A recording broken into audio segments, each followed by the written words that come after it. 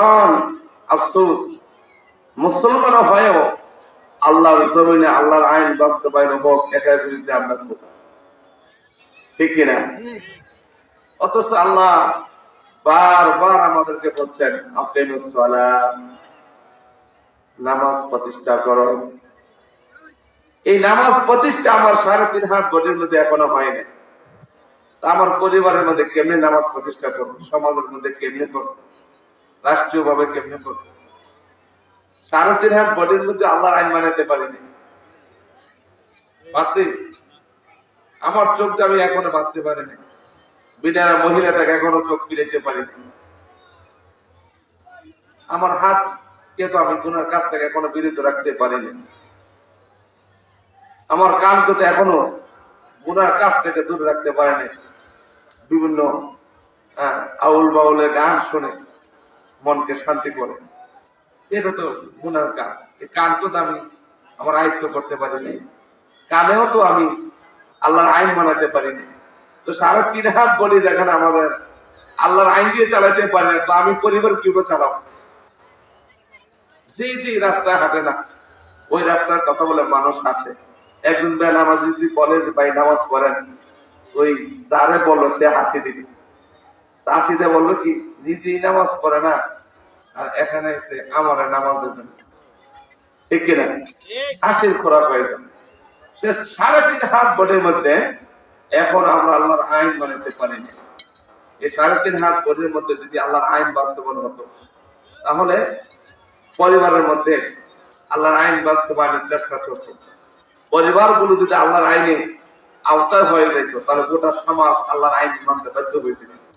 গোটা সমাজ যখন আল্লাহর আইন বাস্তবায়নের জন্য সবাই সচেতন থাকতো, তাহলে আজকে সারা দেশে আল্লাহর কোরআনের আইন বাস্তবায়নের জন্য কেউ বাধা বিপত্তি দিত না, কেউ বাধা দিত না। তাহলে বোঝা গেল নামাজ প্রতিষ্ঠার কথা বলা হয়েছে, নামাজ পড়ার জন্য বলা হয় না। এক ধরনের বাউল ফাউল আপনারা জানেন, এক ধরনের বাউল ফাউল বলে থাকে যে নামাজ পড়তে আল্লাহ কোথাও বলে নাই। না, কথা সত্য, নামাজ কায়েমের কথা বলছে। নামাজ কায়েম কি আমাকে বুঝতে হবে। এখন না বুঝে যদি উল্টা পাল্টা কথা বলি, তাহলে আবু সরকারের মতো জুতা পিঠা খাওয়া লাগবে, ঠিক কিনা? একটারও জুতা পিঠা করছে, বাকিটা এমনি শুধু খাওয়া লাগবে।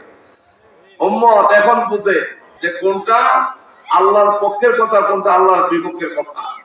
যথাযথ আল্লাহর বিপক্ষের কথা বললে বাংলাদেশের মানুষ এখন খায় না, এতদিন খাইছে। তাহলে আল্লাহর এই জমিনে যদি আল্লাহর আইন বাস্তবায়ন করতে হয়, আগে 3.5 হাত বডির মধ্যে আপনাকে আমাকে আল্লাহর আইন আওতায় আনতে হবে। আমার এই জবান মিথ্যা কথা বলে কিনা, যদি বলে তাহলে আমি এই জবানে আল্লাহর আইন বাস্তবায়ন করতে পারিনি।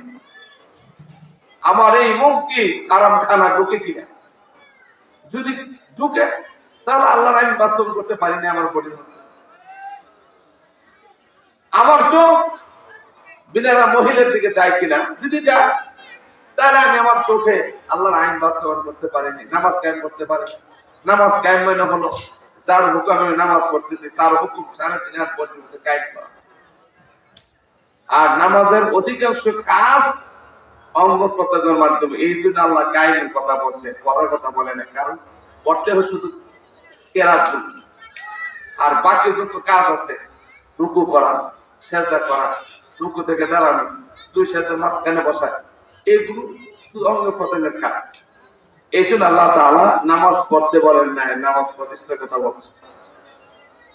এখন নামাজ অনুযায়ী যদি আমার 3.5 হাত বডির মধ্যে আল্লাহর আইন আমি কায়েম করতে পারি, তাহলে আমি আল্লাহ,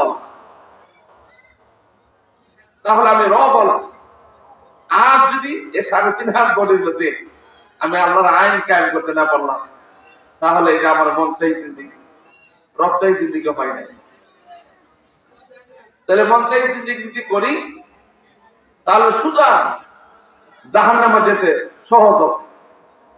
আর যদি রব চাই জিন্দিগি করি, দুনিয়ার জীবন আপনাকে আমাকে কষ্ট করা লাগবে।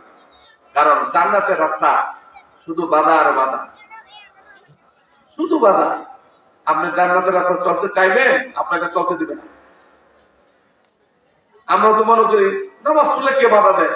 আপনি নামাজ পড়েন বাধা দেন, কিন্তু নামাজের যার হুকুমেও পড়েন তার হুকুম বাস্তবায়নের জন্য সমাজে যান, যাই বলেন যে আল্লাহর হুকুম দিয়ে এই জমিন চলবে, আপনি কড়া কি পোশাক কড়া রাতে খাওয়া লাগে দেখেন আছে কিনা বাধা? বহুত বাধা আছে। আমার ভাইয়েরা, আমি যে সূরাটা তেলাওয়াত করছি সূরাটার নাম হলো সূরাতুল মুমিনুন। মুমিনের কিছু কোয়ালিটি আছে, এই কোয়ালিটি থাকলে আপনারা নির্বাচিত করবেন, আর এই কোয়ালিটি না থাকলে এই ধরনের লোকদেরকে আর নির্বাচন করেন না। বহুত করছেন নির্বাচন, একটা নামাজি ব্যক্তিকে নির্বাচন করেন নাই যে তার দ্বারা সমাজের মানুষ উপকৃত হবে, সুদ খাবে না, ঘুষ খাবে না, মানুষের হক নষ্ট করবে না, চোখের নিচে নিয়ে মানুষের তেল নিয়ে লুকাই রাখবে না, জনগণের তেল নিয়ে চোখের নিচে লুকা, খাটের নিচে লুকা, জনগণের চাউল নিয়ে বাড়ির মধ্যে নিয়ে লুকা। এই সমস্ত লোক তো আমরাই নির্বাচন করছি। টাকা যখন নির্বাচন আসে তখন এই খারাপ মানুষকে আমরা যে নির্বাচন করছি ভোট দিয়ে, ঠিক কিনা?